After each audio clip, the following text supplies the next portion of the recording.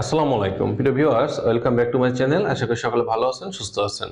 অনেক পুরুষ ভাইদের একটি কমন প্রশ্ন ছিল যে আমি যখন স্ত্রীর সাথে সেক্স করি বা সহবাসকালের সময় থাকি, তখন দেখা যায় যে আমি বীর্যপাত ঘটার আগেই আমার পেনিসটা নিশ্চিত হয়ে যায়, অর্থাৎ স্ত্রী ভ্যাজাইনার মধ্যে প্রবেশ করানো আছে, আমি সেক্স করতেছিলাম, ঠিক এই অবস্থায় হঠাৎ করে এটা নিশ্চিত হয়ে যাচ্ছে এবং কোনোভাবেই আর শক্ত হচ্ছে না, সুদৃঢ় হচ্ছে না বা ইরেকটাইল ডিসফাংশন সমস্যা এটা দেখা দিচ্ছে।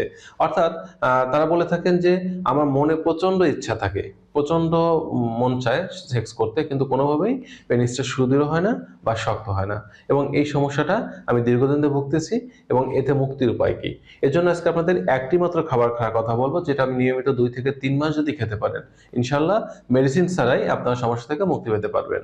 তবে এই ক্ষেত্রে আমাদের যে সকল পুরুষের সমস্যাগুলো হয়ে থাকে, তাদের মোটামুটি 2টি কারণে হয়ে থাকে। প্রথম নম্বর কারণ হচ্ছে তারা যে পরিমাণ দৈহিক পরিশ্রম করেন সেই পরিমাণ পুষ্টিকর খাবার তারা গ্রহণ করতে পারেন না, যার কারণে তাদের শরীরে পুষ্টি এবং ভিটামিনের দুর্বলতার কারণে এই সমস্যাটা দেখা দিয়ে থাকে।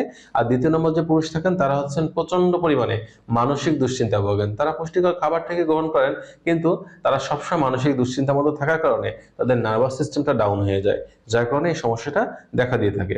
এজন্য যেটা করতে হবে, মানসিক দুশ্চিন্তা কমাতে হবে।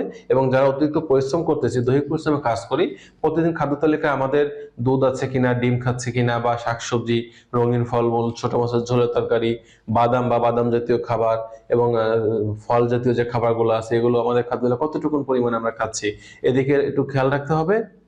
এর পাশাপাশি এখন যে খাবারটা খেতে বলবো সেটা হচ্ছে আমাদের সকলেরই সুপরিচিত, এটা হচ্ছে এলাচ। অর্থাৎ যেটা আমরা গরম মশলা হিসেবে ব্যবহার করি, এবং গরম মশলার যে 3 প্রকার উপাদান থাকে তার মধ্যে অন্যতম একটা হচ্ছে এই এলাচ। আমরা প্রতিদিন রাতে ঘুমাতে যাওয়ার ঠিক আধা ঘন্টা আগে বা ভাত খাওয়ার আধা ঘন্টা পরে আমরা 2 থেকে 3টি এলাচ একটু থেতো করে নিব, এবং 1 গ্লাস ফুটন্ত গরম দুধের মধ্যে আমরা এই এলাচ 3টি সুন্দরভাবে দিয়ে একটু নাড়া দিয়ে আমরা 4 থেকে 5 মিনিট আমরা একটু ঢাকনা দিয়ে ঢেকে রাখবো। যখন দুধের গরমটা একটু কমে উষ্ণ গরম বা কুসুম গরম অবস্থা চলে আসবে, এরপরে আমরা দুধটুকুন খাবো এবং যে এলাচটা দিয়েছে এটা ভালো করে মুখে দিয়ে চিবিয়ে খাবো। এখন যদি অনেকে দেখা যায় এলাচ চিবিয়ে খেতে সমস্যা হয়, সেক্ষেত্রে আমরা যেটা করতে পারি, সরাসরি এলাচ থেতো করে না দিয়ে এলাচটাকে একটু পাউডার করে নিতে পারি, এবং 2 থেকে 3টি এলাচ পাউডার করলে যতটুকুন পরিমাণে হবে আনুপাতিক অতটুকুন এলাচের পাউডার আমরা দুধের মধ্যে দিয়ে দিতে পারি। এভাবেও কিন্তু আমরা খেতে পারি। এখন অনেকে বলবেন যে ভাই আমার তো দুধ খেলে সমস্যা, আমার নানান ধরনের হজমের গোলযোগ, বিভিন্ন প্রকার সমস্যা দেখা দেয়, আমি তো দুধ খেতে পারবো না, সেক্ষেত্রে করণীয় কি?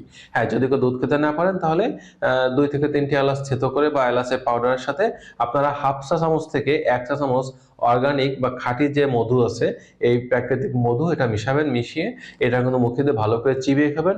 খাওয়ার পরে 1 গ্লাস উষ্ণ গরম পানি খাবেন। এখন অনেকে বলবেন যে ভাই আমার তো ডায়াবেটিস, আমি তো মধু খেতে পারবো না, এই ক্ষেত্রে করণীয় কি? যদি আপনার ডায়াবেটিস থাকে, সেক্ষেত্রে আপনার মধুও খাওয়ার প্রয়োজন নেই। আপনি শুধু 2 থেকে 3টি এলাচ বা এলাচের সমান পাউডার মুখে দিয়ে চিবিয়ে খান, খাওয়ার পরে 1 গ্লাস গরম পানি খান, উষ্ণ গরম পানি খাবেন। ইনশাল্লাহ এইভাবে যদি আপনি মাত্র 2 থেকে 3টি সপ্তাহ খেতে পারেন, তাহলে দেখা যাবে যে স্ত্রীর সাথে সহবাস করার অবস্থায় আপনারা যাদের এটা অনুভব করছেন যে স্ত্রী ভ্যাজাইনাতে পেনিসটা প্রবেশ করানো আছে বাট নিস্তেজ হয়ে গেছে, এই সমস্যা থেকে মুক্তি পেতে পারবেন। ইনশাল্লাহ মেডিসিন ছাড়াই সুস্থ হতে পারবেন। এটা পরীক্ষিত রেমেডি, আপনারা খেয়ে দেখুন।